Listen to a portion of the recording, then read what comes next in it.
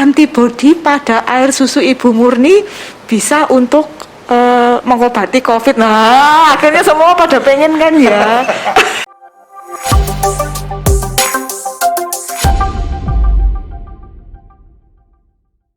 Salam sehat, seperti biasa, saya mencoba untuk mengajak Anda selalu sehat selalu.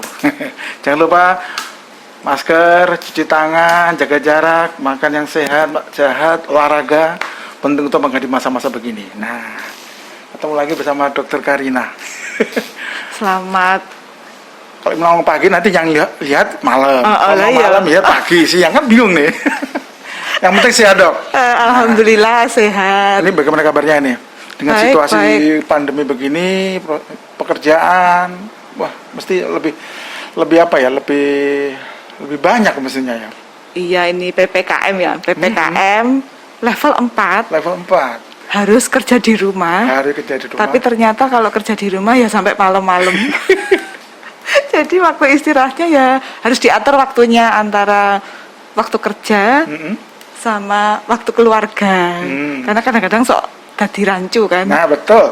Akhirnya sampai di rumah sampai malam-malam terus diprotes. Protes moniknya. Waduh, nggak selesai kerja di rumah, padahal di rumah bekerja. Work from home, tapi ternyata sampai malam. Nah, kadang kan juga karena yang ditangani kan cukup banyak, artinya kan biasanya banyak ke arah ke lapangan dan sebagainya. Karena proses kerja di rumah, akhirnya data-data yang masuk itu yang akhirnya menjadi harus apapun dikerjakan secara tertulis akhirnya. Iya, dan membiasakan lobbying lewat telepon, Zoom, semua langsung Zoom ya. Zoom, terus apa? Kalau dari kantor ada Microsoft Teams, pokoknya yang online begitulah. Oh ya, saya lupa belum memperkenalkan Dr. Karina. Dr. Karina ini dari UNICEF Surabaya. Ya. Istilahnya perwakilan Surabaya. UNICEF kantor perwakilan Surabaya. Saya bertanggung jawab untuk program gizi untuk wilayah Jawa Tengah, Jawa Timur, DIY. Oh, ada 2 wilayah, cukup besar ya?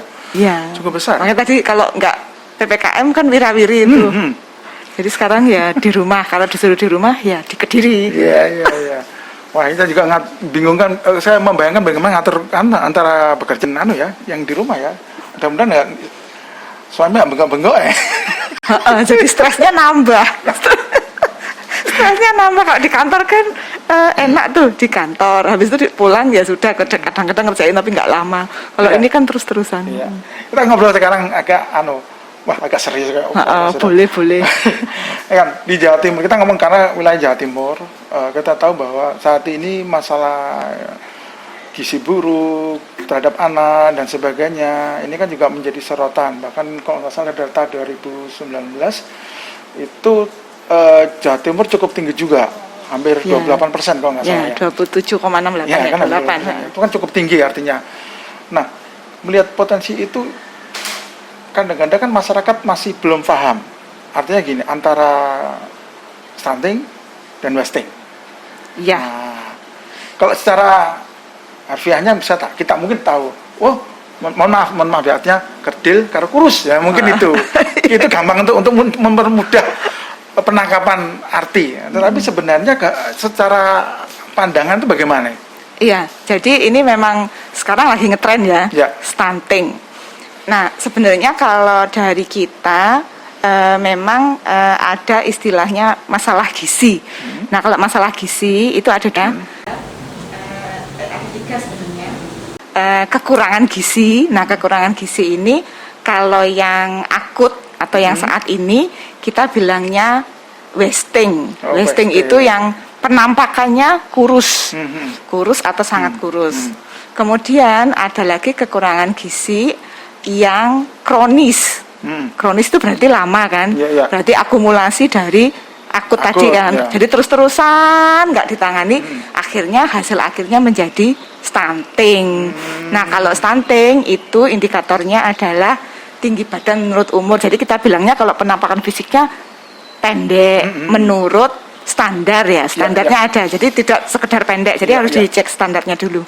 Dan ini sebenarnya kalau penampakan fisik sebenarnya kita mengejarnya bukan penampakan fisik yang pendek itu saja ya, karena di dalam stunting tadi kan kekurangan gizi akut lama tuh wasting, dia ada hambatan pertumbuhan dan perkembangan.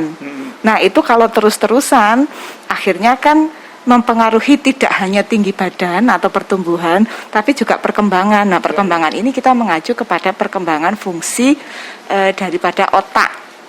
Nah, ini yang sebenarnya kita kejar, karena itu makanya programnya namanya kan akhirnya pencegahan stunting. Karena kalau sudah stunting sebenarnya sudah irreversible, nggak bisa dibalikin. Nah, yang kita kejar sekarang ini adalah wastingnya, jangan sampai dia anak gizi kurang itu jangan menjadi gizi buruk. Kalau anak gizi buruk ya segera ditangani supaya dia gizi baik. Jadi supaya nggak terjadi akumulasi tadi, karena kemungkinan terjadinya stunting pada anak gizi kurang atau gizi buruk satu episode saja itu 3 kali lipat lebih tinggi untuk kemungkinan menjadi stunting. Oh, berarti penanganan yang pertama yang dilakukan adalah kita harus di wastingnya tadi dulu ya berarti ya? Ya, jadi kita harus identifikasi oh anak ini gizinya baik atau enggak. Gizinya kalau misalkan gizinya kurang misalkan gitu, itu berat badan tinggi badan ya. Itu segera ditangani. Nah, sekarang kalau programnya sih sudah terkenal sih pakai makanan tambahan. Tapi kalau misalkan dia jatuhnya ke gizi buruk, jadi gizi kurang nggak ditangani, akhirnya gizi buruk, ya harus tata laksana, nggak bisa dikasih makanan biasa. Jadi ada makanan tambahan berarti ya? Bisa kita juga bilangnya terapi gizi, jadi harus ke puskesmas atau tenaga medis untuk istilahnya kejar tumbuh. Jadi kita ngejar tumbuhnya itu satu minggu diikuti, harus tumbuh pertumbuhan yang kita lihat berat badannya bagus, nanti supaya ngejar supaya risiko stuntingnya itu kita turunkan sampai minimal. Ini kan menurut yang kita bicarakan ini kan ada hal yang memang secara teknis membutuhkan penanganan yang cukup serius, berarti kan SDM-nya. Yang kedua juga masalah daripada orang yang berdampak, artinya gitu, mungkin anaknya itu juga. Nah, kita mungkin ngomong dulu masalah kandungan gizi pada anak. Ini faktor-faktornya itu pada saat masih di kandungan, apakah itu sudah harus ada pantauan ini sebelum, mohon maaf, artinya sudah lahir atau penanganannya bagaimana ini? Jadi sebenarnya ini siklus ya. Jadi siklus kita mau mulainya dari mana ini? Ini yang sebenarnya kita kejar. Memang benar kalau dari kandungan, tapi sebenarnya dari kandungan itu juga efeknya di masa remaja. Remaja itu efeknya dari balita dari bayinya, jadi mulek aja. Nah, kalau misalkan dari kandungan, ya jadi salah satu indikator dari stunting itu kejadian bayi dengan berat badan lahir rendah. Nah, itu berarti bayinya sudah kekurangan gizi sejak dalam kandungan. Dalam kandungan berarti ibunya kekurangan gizi. Nah, ibunya kekurangan gizi juga hasil remajanya kekurangan gizi, semulek lah pokoknya. Jadi kalau misalkan mau kita kejar, ya nggak apa-apa. Hamil itu kita harus mulai melihat ini ibunya sebenarnya kekurangan gizi nggak sih? Nah, kekurangan gizi tadi yang ada kekurangan gizi makro yang tadi wasting stunting, kemudian ada juga kekurangan gizi mikro yang kita bilang manifestasinya anemia.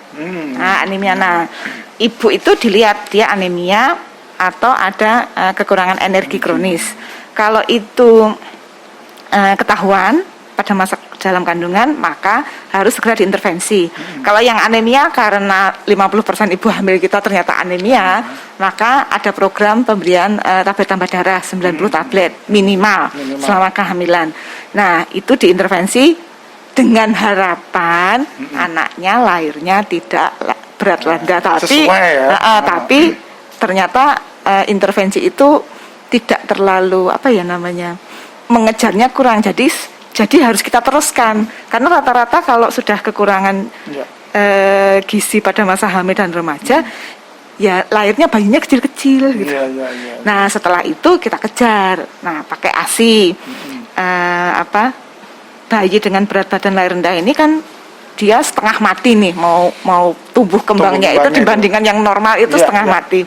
Maka tetap program-program UNICEF itu dari global, dari rekomendasi global, pertama kali anak lahir kalau bisa mendapatkan kolostrum. Kolostrum ya. Jadi istilahnya sekarang inisiasi menyusu dini. Jadi begitu lahir ceprot itu ditaruh di dada ibunya. Karena kita mamalia, jadi secara insting, insting bayi itu akan mencari puting, mencari puting ibunya. Jadi dia gerak. Kayaknya ternyata bayi bisa gerak loh baru lahir itu.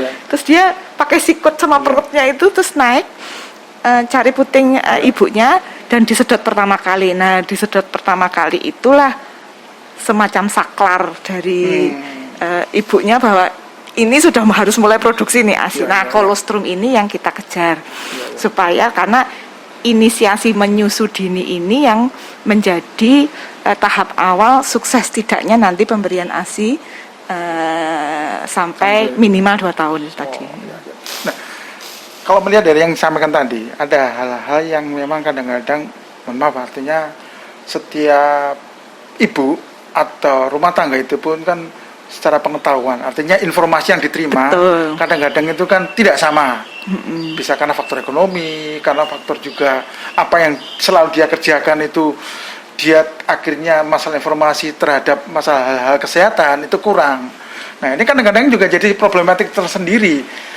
Nah, ini apakah ini bagian juga salah satu faktor yang memengaruhi adanya kenaikan atau dampaknya dari stunting juga itu tadi? Ya, jadi itu istilahnya penyebab dasar ya, kalau yang dari kesehatan ini ngejarnya penyebab langsung. Nah, kalau penyebab langsung kan asupan makanannya nggak cukup, terus kemudian sakit kan, kalau anak balita kan sering sakit tuh. Nah, terus kalau kemudian di bawahnya itu penyebab tidak langsung, ini ada pola asuh, akses ke makanan. Nah, akses ke makanan dipengaruhi penyebab dasar. Dia secara ekonomi bagaimana? Terus makanannya tersedia nggak di kalau di Jawa nggak ya? Kalau di Jawa kayaknya sebenarnya akses makanan itu sudah, ketersediaan makanan kecil ada, ya. Cuman aksesnya, aksesnya itu bisa beli atau tidak. Terus kemudian, nah itu pola asuh ini ternyata sangat dominan juga. Salah satu faktor juga. Salah satu yang dominan kalau dari kasus-kasus yang gizi buruk di lapangan itu sangat berpengaruh pola asuh terhadap si anak. Karena kadang-kadang gini contohnya. Dulu ada kasus diikuti, dikasih tata laksana, terus waktu dikunjungi tiap minggu, keluarganya bilangnya nggak mau, anaknya nggak mau makan bu, anaknya nggak mau makan, gitu kan. Terus dilihat, kita tuh sama ibu-ibu kader, biasanya kita minta tolong kader ya, karena nggak mungkin terus-terusan di lapangan. Ternyata keluarganya itu pertama, ibunya kerja di pabrik, berarti dari pagi. Yang di rumah bapaknya suka main sama temennya. Anaknya kan nggak mau kalau nggak didulang. Akhirnya anggapannya nggak mau dikasih makannya, gitu. Jadi ya akhirnya tetap nggak naik. Kenapa anak ini nggak naik berat badannya ya kan gitu. Sama biasanya kondisi ekonomi sosial juga.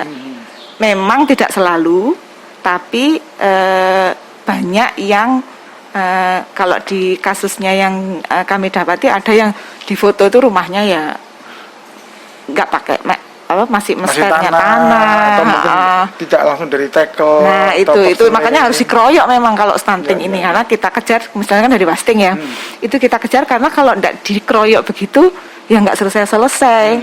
Biasanya kalau di kesehatan anaknya dibilangnya lulus wasting, lulus gizi buruk atau gizi kurang, tapi lulusnya umur sudah di atas 5 tahun sudah nggak ditangani, gitu kan udah telat juga kalau udah 5 tahun kan. Jadi lulusnya bukan lulus karena sembuh, tapi umurnya udah kelewatan. Ada mungkin dia masih gizi buruk atau gizi kurang. Nah itu.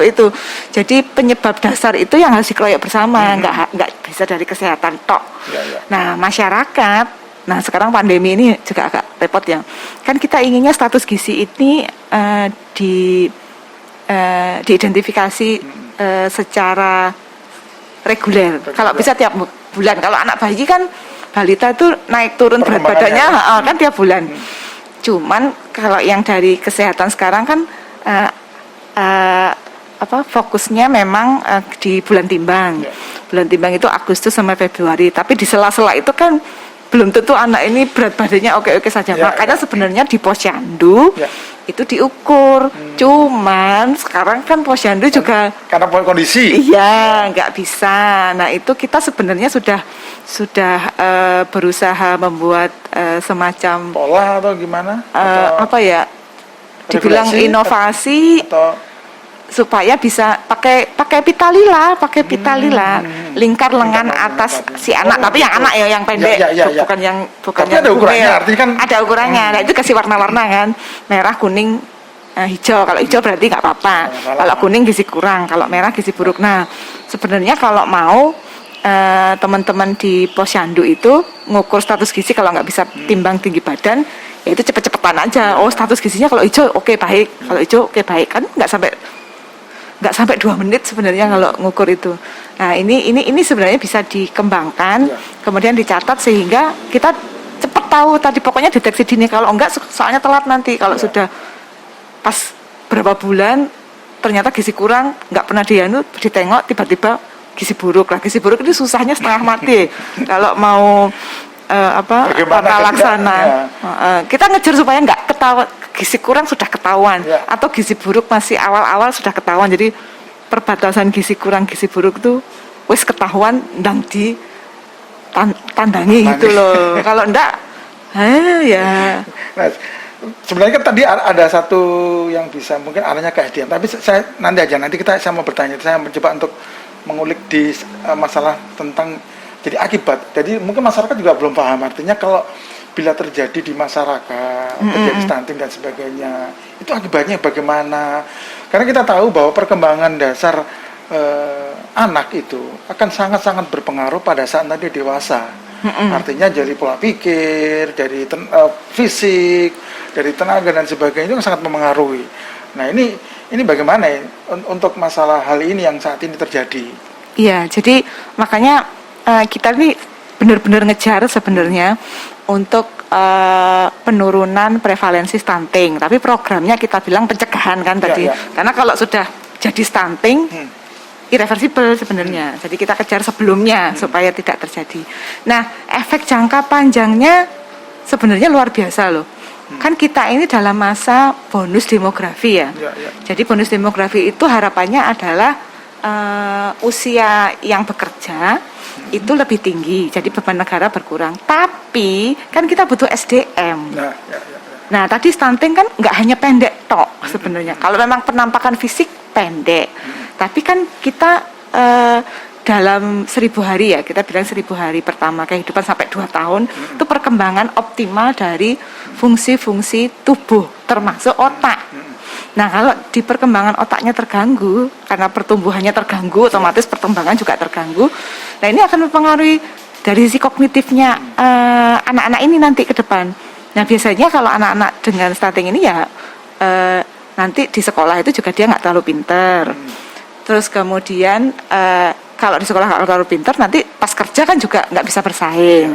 Nah memang ini yang menjadi concern kita di situ. Karena kalau kita masa demografi tapi kita menyiapkan anak-anak yang SDM-nya nggak mumpuni, problem solving-nya nggak bisa, terus kemudian penanganan manajemen stres individualnya juga nggak bisa, belum lagi nggak nyantol-nyantol, kalau dikasih tahu kan ya kalah akhirnya sama negara-negara lain. Nah itu yang kalau melihat dari perbandingan, artinya dengan Indonesia dengan negara lain, sebelum mungkin kita di Jawa Timur ya, karena kita wilayah di Jawa Timur. Ini Indonesia dalam penanganan ini bagaimana menurut data yang ada di UNICEF ini? Iya, dan data bukan di WHO ini. Kalau nggak salah kita masih nomor 5 ya. Nomor 5. Kalau yang wasting kita ini se-Asia Pasifik nomor 3. Jadi di bawah Papua Nugini nomor 1, nomor 2 Timor Leste, nomor 3 kita. Nah ini lah makanya langsung iya gitu kan langsung. Ya memang artinya kan kita melihat situasi kondisi bahwa Indonesia boleh dikatakan negara berkembang, tapi kan sudah arahnya ke industrial dan sebagainya. Di lingkungan Asia terutama, kita kan juga salah satu negara yang cukup mumpuni. Iya. Tapi kan itu mengarah ke SDM yang tadi Iya. saya katakan tadi lah. Terus kemarin itu dapat lihat berita Ya. tinggi rata-rata kita sekarang sudah kalah sama Vietnam, coba. Vietnam yang Betul. duluan kita loh Iya, padahal. iya, makanya. Dan sekarang tinggi rata-rata. Nggak usah jauh-jauh. Kalau kita melihat sekarang, kalau kita melihat olahraga, sepak iya. bola, Iya. atau Sama kemarin Olimpiade. kita lihat deh, Indonesia kok, ya mohon maaf, atau kok Saya kecil-kecil. marah. Tapi seperti Vietnam, terus tinggi-tinggi. Sekarang tinggi-tinggi. Saya juga bingung, apakah baru tahu kalau ternyata kita nomor 3 untuk masalah wasting. Wasting. Nah ini ya makanya itu apa namanya harus konsisten sih. Ya. Jadi program nggak bisa kepotong-potong karena ini generasi satu kalau rata-rata 2 generasi ya baru kita lihat hasilnya, nggak bisa ujuk-ujuk maksudnya. Ya. Itulah sebabnya kita harus konsisten. Kalau misalkan untuk program pencegahan stunting itu harus konsisten. Soalnya kalau nggak konsisten kepotong-potong ya mandek-mandek tadi. Akhirnya tadi kalah sama Vietnam itu yang mereka konsisten. Yang jelas konsisten kan yang jelas kelihatan tuh Jepang, Korea Selatan, Cina. Sekarang Vietnam. Sedangkan negara-negara ASEAN ya bangsanya Singapura, Malaysia juga konsisten. Makanya dia mampu menurunkan prevalensi stuntingnya. Kalau kita pedot-pedot gitu ganti kebijakan ya repot kalau kayak gitu. Atau karena banyak orang pinter ya. Nah, akhirnya kebijakan ini ngomong sedikit lain lah. Iya. Artinya intermezzo, artinya. Jadi memang harus apa ya? Konsisten Iya. dengan pola pikir bahwa ini kelihatannya nanti generasi ke depan, bukan kita sekarang. Nah, kan Anda kan sebagai salah satu mitra daripada pemerintah, saya katakan begitu UNICEF. Hal ini kan apakah tidak ada agreement atau kerjasama MOU tetap berupa apa yang agar program ini itu berjalan sesuai dengan apa yang kita inginkan bersama. Artinya polanya harus tidak terputus-putus. Ini apakah itu bagaimana? Iya, sebenarnya kalau dari UNICEF kan tetap mengikuti rekomendasi global dan kita selalu menginfokan secara terus-menerus tentang rekomendasi global tersebut. Tapi sekali lagi kan kita mitra pemerintah ya. Kita membantu pemerintah untuk ini loh melihat masalahnya bersama, analisis bersama, kemudian konsistensi terhadap program yang dijalankan. Kalau misalkan ada rekomendasi terbaru, biasanya kita informasikan juga untuk seperti tadi yang untuk penilaian status gizi. Kalau kemarin kan pemerintah sampai saat ini kan fokusnya ke berat badan, tinggi badan, berat badan menurut umur. Cuman begitu pandemi kan langsung susah. Kan tidak semua keluarga punya timbangan berat badan. Nah, akhirnya kita menginformasikan kalau di rekomendasi global bisa pakai Vitalila untuk melihat status gizi. Memang tidak bisa melihat stunting ya, karena stunting tinggi badan per umur. Dan itu kan tidak bisa bisa setahun sekali boleh lah. Nah, kalau bulan timbang juga 6 bulan sekali. Kalau balita kan karena tumbuhnya cepat masih bisa lah kelihatan. Tapi pandemi ini seringkali hal itu terkendala, apalagi ngukur tinggi badan anak bayi. Kan tahu sendiri anak bayi ngukur tinggi badan, apalagi balita aja kalau suruh berdiri wis mengamingo gitu nggak pas juga. Nah, ini butuh tenaga yang mengukur tinggi badan itu memang agak-agak susah. Nah, padahal kita ingin lihat nih, rutin tuh harus tahu bahwa ini di desaku ternyata nggak ada tuh yang status gizinya jelek misalkan gitu. Dengan Vitalila kan cepet set, hijau semua, ada kuning 1, ya udah dikeroyok yang kuning itu supaya dia nggak yang gizi kurang, maksudnya yang Vitalilanya kuning kan gizi kurang, langsung supaya nggak jadi gizi buruk. Apalagi kalau ketemu yang Vitalila merah ya harus langsung ditata laksana bersama antara puskesmas dan desa, karena nggak bisa kalau puskesmas sendiri. Ini kalau melihat hal itu kendalanya faktor SDM ataukah faktor mungkin produksi ataukah sistem atau bagaimana? Enggak, dua-dua sih. Dari SDM juga, terus kemudian dari pemahaman masyarakat, karena banyak yang lari kalau dibilang ibu anaknya gizi buruk, begitu didatangi ditutup pintunya. Ya, kadang-kadang kan masyarakat saya katakan sama kenapa kita pengen bincangkan ini dan kita tanyakan, karena orang sudah dikatakan gizi buruk merasa bahwa dirinya keluarga yang tidak sanggup istilahnya ngopain anaknya. Jadi dia ada rasa malu mungkin ya, yang mengakibatkan berinteraksi dengan apa yang dapat informasi, mereka menutup diri kadang-kadang. Apakah itu salah satu, Mbak? Atau pemahaman juga sih. Pemahaman juga karena mungkin mikirnya anakku masih lari-lari kok, padahal kurus ya. Karena anak-anak kan kalau nggak sakit nggak akan gelempang gitu kan. Jadi masih lari-lari terus kita bilang, Bu, anaknya ini gizi buruk kan dia. Mungkin gimana gitu kan. Nah, ini sebenarnya pemahamannya kalau ketahuan gizi buruk sebenarnya bisa ditata laksana supaya dia cepat kembali baik. Jadi sebenarnya nggak perlu malu kan. Kalau sudah misalkan dikasih tahu ditemukan oleh kader gizi buruk, biasanya dikonfirmasi dulu sih ke puskesmas, ini bener enggak kan gitu. Kalau misalkan ternyata alhamdulillah hanya gizi kurang, ya ditata laksana. Kalau ternyata memang gizi buruk, ya segera di tata laksana itu tadi. Tapi nggak perlu kemudian anakku nggak apa-apa, karena dianggap nggak sakit loh kalau anaknya nggak sakit itu. Kayak kita kan dulu juga lihat foto-foto masa kecil ya kayaknya gizi buruk deh. Karena kurus banget. Apalagi zaman itu kan makanya telo Mas. Terus hasilnya tinggi rata-ratanya kita juga segitu-segitu aja. Nah, itu sebenarnya pemahaman masyarakat memang harus telaten bersama. Nakesnya juga harus telaten, keluarganya harus telaten, terus dibantu sama warga juga. Oke Dok, sebentar kita ngobrol lagi sebentar di sesi yang pertama, sesi kedua kita akan kembali di BBM, jangan kemana-mana.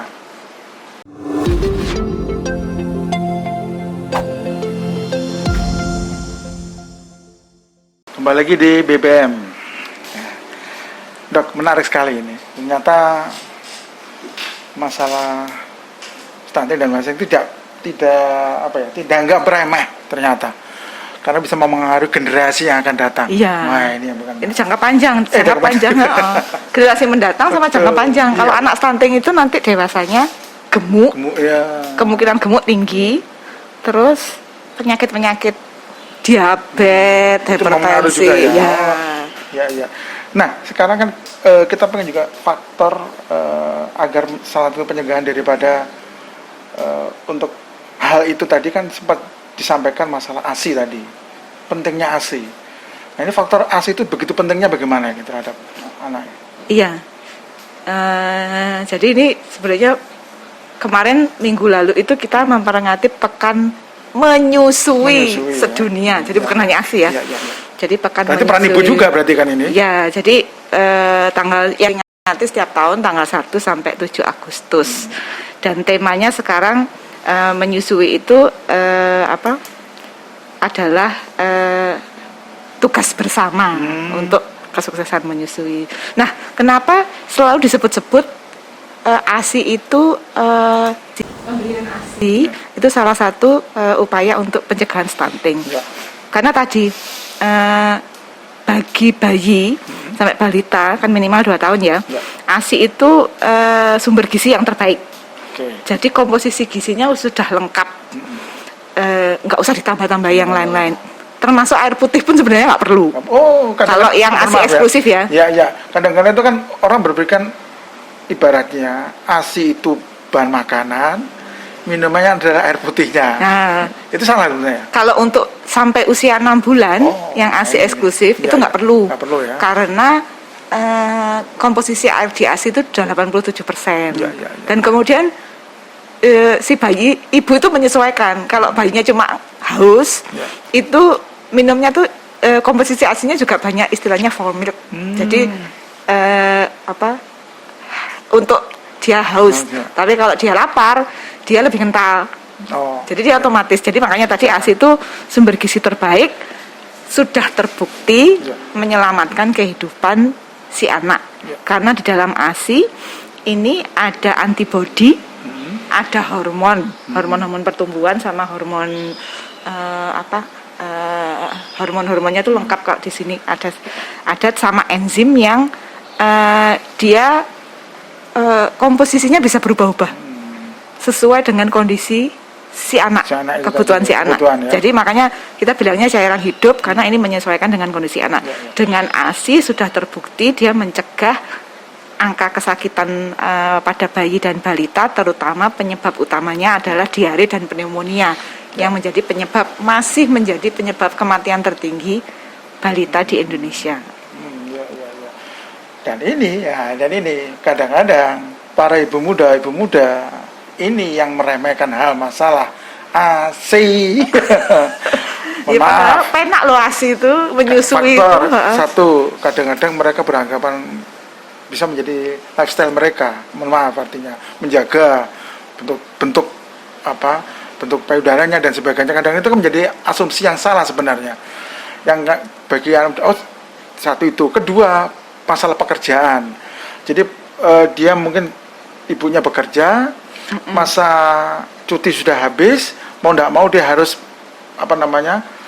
memutus interaksi langsung dengan anaknya.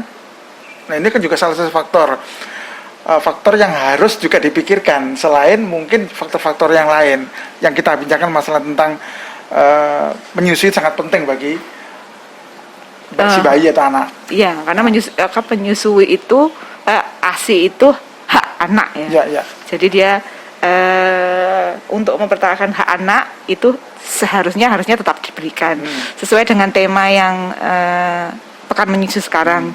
Jadi protect breastfeeding, lindungi menyusui merupakan a share responsibility atau tanggung jawab bersama. Jadi Tugas bukan bersama, hanya si ibu. Jadi misalnya contoh tadi bekerja, sebenarnya si ibu kalau menginformasikan ke kantornya bahwa sedang menyusui, itu sebenarnya sudah ada aturannya, boleh istirahatnya lebih lama. Kalau yang tidak menyusui itu 1 jam, si ibu itu bisa 2 jam. Karena pengalaman saya dulu waktu awal-awal, waktu masih menyusui itu awal-awal kebijakan itu kan, jadi diperbolehkan istirahat 2 jam untuk bisa menyusui bayinya, atau kalau jaraknya jauh ya memerah ASI-nya. Jadi dibuat lebih fleksibel untuk ibu-ibu itu supaya dia mampu memberikan ASI dan menyusui bayinya. Nah tadi, jadi kalau rekomendasi WHO itu makanya step-stepnya harus dipertahankan, mulai dari inisiasi menyusu dan dini tadi. Habis itu supaya kolostrumnya masuk. Kemudian sampai 6 bulan eksklusif ASI tok. ASI saja, udah nggak perlu dikasih air putih juga sih sebenarnya, cukup.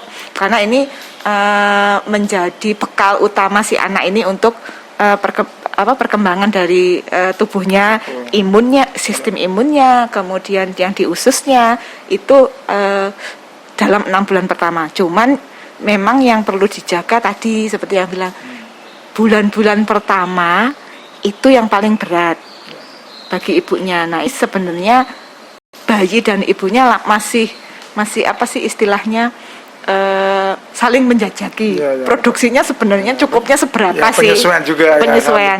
Nanti di atas 1 bulan biasanya kalau kita menyusui terus-terusan, maksudnya sesuai permintaan anak ya, jangan pernah di sela-sela susu formula, itu biasanya akan lancar. Tapi kalau 1 sampai 3 bulan ini kadang terus capek diselani apa itu kan, akhirnya produksinya kan mikirnya di otak, oh sudah cukup, ini segini cukup, karena anaknya nggak menyusu. Nah, menyusu itu ada refleksnya juga dari si ibu, termasuk tadi dengan menyusu otak ibu itu juga merespon anak ini kondisinya sehat atau enggak.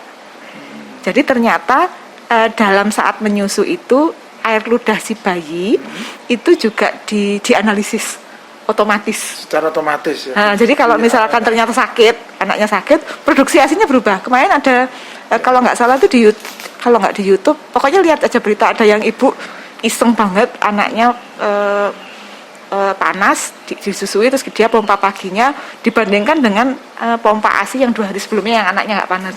Itu bisa warnanya nggak sama loh. Jadi memang otomatis produksinya memang jadi menyesuaikan. Nah itulah hebatnya ASI yang nggak bisa ditiru oleh susu formula. Nah nanti kalau sudah ASI eksklusif pas 6 bulan dikasih makanan pendamping ASI. Nah ini yang juga harus waspada karena mulai kacau balau di situ, stunting, wasting muncul di situ, Ya. wasting muncul di situ. Karena kalau alasannya yang anaknya nggak mau lah, bukan hanya nggak mau, loh, 6 bulan pertama dia cuma ngerasain ASI tok loh, terus kemudian bilang nggak suka, kan jelas nggak mungkin toh. Padahal bisa ngomong, belum pernah, malah menyembuhkan dirinya sendiri. gila gini karena dia exercise itunya, kemandirian si bayi itu. Nah, rekomendasinya kalau anaknya misalkan nggak mau satu makanan, diulang sampai 12 kali, tapi dijeda ya, jangan tiap hari. Kalau sudah 12 kali diulang dengan jeda itu tetap nggak mau, ya berarti dia nggak doyan. Tapi jangan ujuk-ujuk masih setahun, bu anaknya nggak mau begini gitu. Itu terus asinya tetap diberikan sampai 2 tahun sesuai rekomendasi global. Terus jangan pakai dot. Kalau bisa disendoi atau pakai gelas langsung. Oh gitu, berarti malah Iya. bukan tidak diperbolehkan, artinya tidak Sarankan. Karena nanti anak refleks menyusu nyedotnya ini yang berkurang. Kan kalau menyusu langsung kan dia butuh effort tuh. Kan kelihatan tuh dari sininya kan kalau ngencot itu kan. Kalau dot ya mungkin dot yang sekarang ada yang meniru, tapi ya nggak bisa juga. Tapi tetap aja tetap lolos. Dia gampang. Jadi tidak disarankan karena nanti kalau sudah kesenangan dot, dia nggak mau usaha untuk nyedot ASI. Kalau menyusu kan harus nyedotnya agak kenceng. Nah itu jadi inisiasi menyusu dini supaya dapat kolostrum, terus kemudian tadi menyusui eksklusif 6 bulan, nggak usah dikasih air putih juga. Terus habis itu makanan pendamping mulai usia 6 bulan, tapi ASI tetap diberikan sampai 2 tahun. Nah ini nih, yang terkandung di ASI itu banyak tuh. Bisa disampaikannya nggak apa-apa? Ini banyak, ada faktor pertumbuhan, vitaminnya lengkap, mineralnya lengkap, ada istilahnya, kalau proteinnya itu protein whey istilahnya, yang mudah diserap, karbohidratnya tuh laktosa, airnya 87%. Tinggi berarti kan? Ya, jadi terus kemudian kadar lemaknya itu juga sesuai, terus termasuk juga lengkap, vitaminnya semua lengkap. Terus ada istilahnya yang sekarang probiotik. Nah itu tadi dia punya probiotik. Terus yang untuk memperbaiki bakteri-bakteri baik di usus, ada faktor anti infeksi, faktor pertumbuhan yang tidak ada sama sekali di susu formula. Oke. Nah tadi yang menarik setelah 2 tahun. Jadi kan kok sebenarnya sesuai anjuran agama juga gitu ya. 2 tahun. Kalau di kita ya 2 tahun. 2 tahun benar ya. Nah 2 tahun itu kan harus ada tambahan. Artinya walaupun tidak harus, artinya ASI tetap harus menjadi dominan utama. Kan? Nah, untuk yang tambahan-tambahan ini yang paling bagus apa? Artinya formulasinya bagaimana? Makanan tetap ya. Jadi makanannya itu kalau dari awal-awal teksturnya disesuaikan ya. Jangan 6 bulan ujuk-ujuk dikasih nasi ya. Nanti anaknya shock. Tapi komposisi gizi seimbangnya harus pas. Nah, ini yang sebenarnya banyak sih di sosial media itu. Yang kalau dengan makanan dan aktivitas fisik ya, aktivitas fisik si anak itu minimal 1 jam setiap hari. Nah ini jadi gabungan antara makanan, keberagaman makanan, porsinya sesuai minimal 3 kali sehari dengan 2 kali snack. Kalau anak 2 kali snack, kalau kita ternyata ibu hamil pun 1 kali snack. Ternyata salah kalau kita 2 kali snack.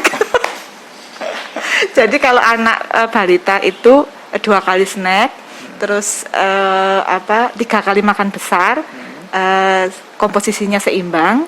Jadi protein hewaninya 30%, 30 atau 35 ya, kalau nggak salah. Sekitar 30-an mungkin ya. Ya, kalau kita kan, kalau dewasa kan nggak ya, lebih banyak protein nabati. Ya, kalau anak-anak ini butuh protein hewani.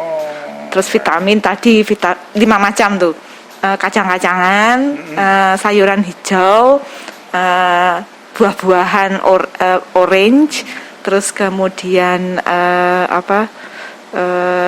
protein hewani, sama yang protein nabatinya tadi hijau dan orange. itu harus olahraga masuk. vitamin C berarti ya, Pres? Ya. Olahraga sana. Oke. Susah sih. Saya paling maksimal 4 macam kan. Ya, Kalau intinya kan sudah bikin, tahu, Pak. mungkin biar paham lah. Yang nanti yang nonton juga biar paham. Artinya komposisi itu Iya, itu harus dipenuhi. harus dipenuhi. Sebenarnya cukup kalau seperti itu cukup kok. Ya, Enggak, sebenarnya anaknya juga nggak akan minta susu formula juga. Iya, sebenarnya iya, iya. udah kenyang kan. Udah kenyang ya. Dengan Kadang-kadang itu ASI, kan faktor-faktor pemaksaan kehendak ibu ya udah bapak kehendak ibu ibu. yang orang tuane. Iya, padahal kalau dengan gizi itu beraneka ragam makanan diberikan plus ASI sudah cukup, nggak Iya, perlu iya, susu iya. formula. Nah sekarang kita coba kita alihkan di masa pandemi ini, yang mau tidak mau semua ini juga dirasakan oleh semua para ibu. Nah ini kan juga memengaruhi apa ya, informasi yang bisa salah bisa benar juga kadang-kadang hal itu tentang masalah menyusui di masa pandemi ini. Ya. Ini harusnya bagaimana? Apakah berbahayakah? Ataukah bagaimana? Ini kan nanti kita lebih harus kita kupas lebih banyak ini kayaknya. Gimana ini? Ya, jadi ya ini tantangannya sekarang. Ya. Dengan pandemi ini masih perdebatan kan. Ya. Sebenarnya di masyarakat sih. Kalau dari rekomendasi global sejak pertengahan tahun lalu sudah merekomendasikan bahwa ibu yang positif terkonfirmasi COVID itu masih boleh menyusui. Oh, boleh menyusui ya? Boleh menyusui. Ya. Jadi asal tetap prokes. Jadi dilihat fisiknya ibu dulu. Fisiknya kuat, bayinya juga harus kuat ya. Ya. Kan ada yang COVID terus nggak kuat ya. Kalau nggak kuat baru skenario kedua di ASI perah. Tapi kalau masih kuat boleh menyusui. Ternyata sudah muncul bukti-buktinya, penelitiannya. Jadi virus COVID tidak terdeteksi di dalam ASI ibu yang terkonfirmasi positif. Positif ya. Jadi bayinya tidak akan tertular COVID melalui ASI. Ya. Tetapi harus prokes. Ya. Jadi harus cuci tangan dengan air mengalir, pakai masker, menghindari pegang-pegang muka, terus permukaannya dibersihkan. Membesarkan kedisiplinan itu. Ya, karena virus COVID itu penularannya tetap droplet, Ya. tidak melalui ASI, tidak ada. Terus bayi resikonya rendah terinfeksi COVID, karena ibu yang terkonfirmasi tadi ternyata antibodinya yang ditimbulkan karena melawan COVID-nya itu ternyata disalurkan juga melalui ASI. Bukan virusnya yang disalurkan, tapi antibodinya. Sehingga ada yang bilang vaksin pertama bayi ya ASI itu sebenarnya. Jadi nggak usah divaksin kalau kan belum ada memang. Nah kemudian stres dengan menyusu, kontak dari kulit ke kulit ibu dan bayi itu mengurangi stres ibu dan bayinya. Nah maksudnya gimana? Jadi resiko kan kalau misalkan sekarang COVID itu kan kita sudah kalau terkena atau terpapar COVID kan disarankan untuk jangan stres karena itu menurunkan sistem imun kan. Nah, kalau dengan kontak kulit ke kulit menyusu langsung dia ada bonding dan itu mengurangi stres ibu dan bayinya sebenarnya. Komunikasinya ya kan ya. Ya, jadi malah bagus. Jadi mengingat manfaat yang besar itu, makanya dari rekomendasi global tetap boleh menyarankan ibu yang terkonfirmasi positif dengan fisik yang bagus boleh tetap menyusui. Kalau misalkan fisiknya lemah, nggak sanggup menyusui, boleh dengan ASI perah. Tapi ASI itu diharapkan tetap dilakukan diberikan. Kalau bisa menyusu, karena menyusu tadi yang efek psikologisnya, psikologisnya, tadi ya. Ya itu. Jadi asal ini yang masih menjadi tantangan sih. Ya. Karena masih perdebatan kan katanya isoman nggak boleh ketemu siapa-siapa. Anak ibunya stres, anaknya stres. Iya, kan kadang-kadang ini kita menjadi polemik tersendiri daripada yang ada di kalangan masyarakat. Tapi kemungkinan juga karena faktor pengetahuan yang memang kurang. Artinya informasi yang kurang yang mengakibatkan saling menjaga akhirnya. Mudah-mudahan juga malah kemarin itu infonya itu antibodi pada air susu ibu murni bisa untuk mengobati COVID. Nah, akhirnya semua pada pengen kan ya. Bukan susu beruang. Bukan susu beruang, malah air susu ibu murni ya coba, malah jadi geger. Makanya itu kan hal-hal yang sepele sebenarnya, sepele, tetapi kan bisa berdampak ini loh maksud saya. Iya, padahal itu untuk bayinya ya tadi. Iya, Untuk itu kan bayinya. dampaknya yang kadang-kadang membuat ya karena muncul ketakutan, baru pertama kali mengalami hal ini. Nah ini tuh kadang-kadang akhirnya meraba-raba ini sih bener sih dia. Iya, kemarin juga beberapa tanya, tuh kalau ada antibodinya, bayinya berarti kenapa masih tertular COVID lah? Kalau misalkan diinguk banyak orang, terus nggak ada prokes ya bisa ketularan kan COVID droplet kan. Jadi syaratnya yaitu tadi prokesnya harus dipatuhi oleh si ibu, tapi tidak akan tertular COVID melalui ASI. Ini yang perlu ditekankan pada masyarakat ini. Kadang-kadang mereka juga salah persepsi di dalam menyikapi hal itu. Kadang-kadang mereka beranggapan bahwa aliran terusnya berputar, padahal kan bukan ya. Virusnya masuk gitu ya. Ternyata malah bikin kasih antibodi ke bayi. Itu secara naluri kan itu artinya. Nah, ada yang menarik juga. Nah, saat ini kan juga yang menjadi menarik saat ini pemerintah mencanangkan bahwa ibu hamil divaksin. Iya. Nah, ini kan juga menjadi bagi masyarakat secara umum ini juga ada satu tanda tanya cukup besar nih. Nah, ini diperbolehkan atau bagaimana menurut dokter? Iya. Jadi kalau yang untuk ibu menyusui kayaknya sudah sejak awal tahun ya, boleh ya. Kemudian tadi dikasih vaksin COVID itu virus yang dimatikan. Jadi kemudian jangan kemudian nanti kalau dengan vaksin terus nulari bayinya jadi positif kan enggak. Kalau virus mati, untungnya virus itu mengikuti hukum alam. Jadi Gusti Allah itu ya masih sayang sama manusia ya. Jadi kalau sudah mati ya nggak bisa hidup kan kayak zombie jadinya. Jadi itu untuk ibu menyusui sudah jelas, boleh rekomendasinya divaksin. Jadi kalau habis vaksin 1 jam kemudian sebenarnya masih sudah boleh menyusui. Jadi nggak tadi kan tadi sama atau virus juga nggak, virus apalagi sudah mati malah nggak bisa. Nah, sedangkan untuk ibu hamil kemarin rekomendasi global juga sudah membolehkan ibu hamil untuk dilakukan vaksinasi karena efek protektifnya lebih tinggi daripada tidak divaksinasi. Dan kemudian sudah ada surat edaran juga dari Kementerian Kesehatan dan rekomendasi dari ITAGI, jadi organisasi expert untuk vaksinasi sudah membolehkan ibu hamil untuk dilakukan vaksinasi COVID. Kalau ragu-ragu ibu hamil maupun ibu menyusui, konsul ke dokternya dulu sebelum vaksin. Tapi yang mungkin ini kan artinya konsul itu tujuannya adalah menganalisa punya masalah kesehatannya ya. Jadi kadang-kadang biar nggak salah persepsi juga. Gitu. Kalau misalkan ragu-ragu untuk memastikan boleh tidaknya divaksin, konsul ke dokter saja. Tapi secara nasional termasuk rekomendasi global sudah membolehkan ibu hamil dan ibu menyusui untuk mendapatkan vaksinasi COVID karena tadi itunya manfaatnya lebih besar daripada banyak konsumsi ya karena kan sekarang ini juga banyak kasus ya ibu hamil itu kan secara metabolismenya sudah dengan kehamilannya dia menjadi sangat rentan jika terpapar COVID. Jadi makanya ketika diteliti vaksin, jadi dari sejak awal vaksin keluar itu sebenarnya sudah mulai muncul apakah ini aman untuk ibu hamil dan ibu menyusui. Kalau ibu menyusui sudah duluan dibolehkan, yang ibu hamil sudah akhirnya tahun ini baru-baru ini sudah direkomendasikan boleh dilakukan vaksinasi. Oke, terima kasih banyak ini. Jadi inti dari pembicaraan bahwa kembali lagi muaranya adalah mulai dari masih di dalam perut sampai lahir itu masalah gizi tetap memang harus diperhatikan ya. Harus diperhatikan. Soalnya kalau enggak ya itu tadi. Ya, masa kita sudah kalah sama Vietnam yang dulunya banyak yang belajar dari kita malah sekarang kebalikannya. Iya. Ya mudah-mudahan lah. Baik Dok, terima kasih bincang-bincang kita cukup lama ini, mudah-mudahan ini bisa bermanfaat bagi kita.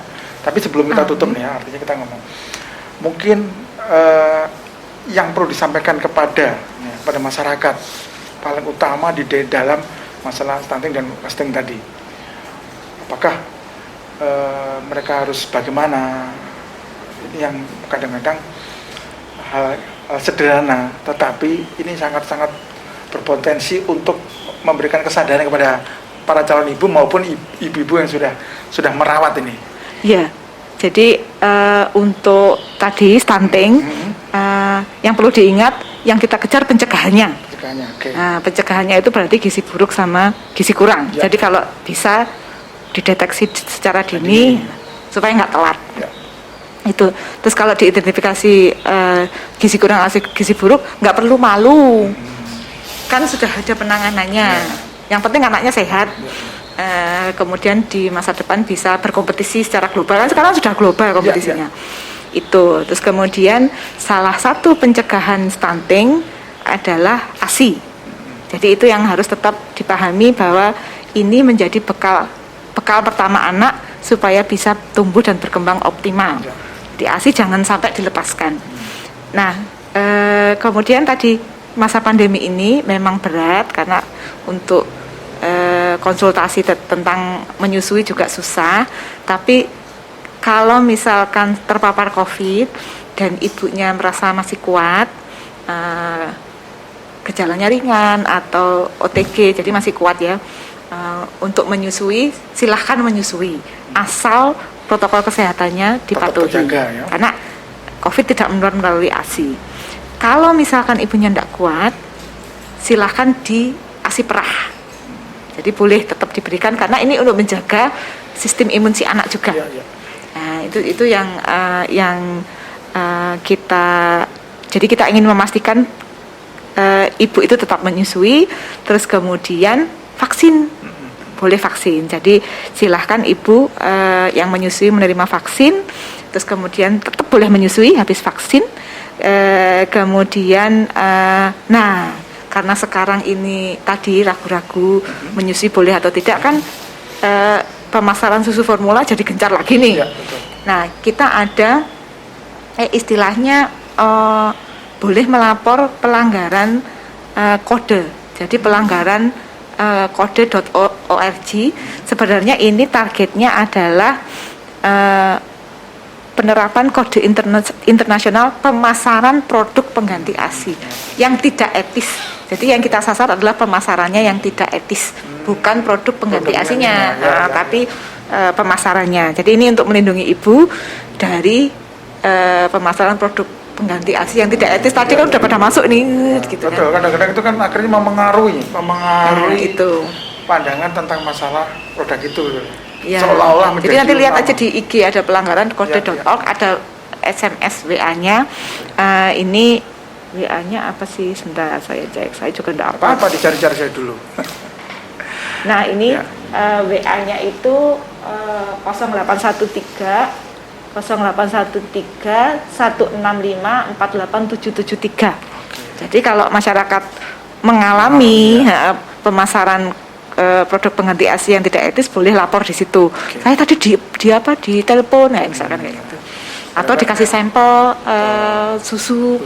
Ini tipe gratis ini. Gratis. Nah, itu bisa. Karena ini mempengaruhi tadi, mempengaruhi. Ada orang akhirnya tentang masalah ASI sendiri ya. Padahal sudah jelas-jelas ASI ini salah satu komponen untuk terbaik untuk mencegah stunting. Jadi untuk kedepannya foundationnya kita anak ini tumbuh optimal itu ya dimulai dari ASI itu. Jadi mungkin seperti rokok harus ada. Kan rokok saya merokok berbahaya bagi kesehatan. Mungkin juga faktor itu juga ya. Dikasih itu ya. Itu biar paham juga. Tidak boleh apa ya. Ini PR-nya dari pemerintah. Marketing Iya, itu. Jadi tetap untuk masa depan anak-anak kita jangan lelah generasi untuk sapi. generasi sapi. Kita ibu, kita manusia ya air susu ibu lah. Oke, terima kasih banyak. Sama-sama. Mudah-mudahan perjumpaan yang sangat singkat ini bisa bermanfaat bagi kita semuanya. Kita ketemu lagi di yang kan topik-topik yang lain nanti ya. Jangan kemana-mana, tetap di BBM. Sekali lagi, salam sehat, jaga kesehatan, jangan lupa prokes. Sampai jumpa.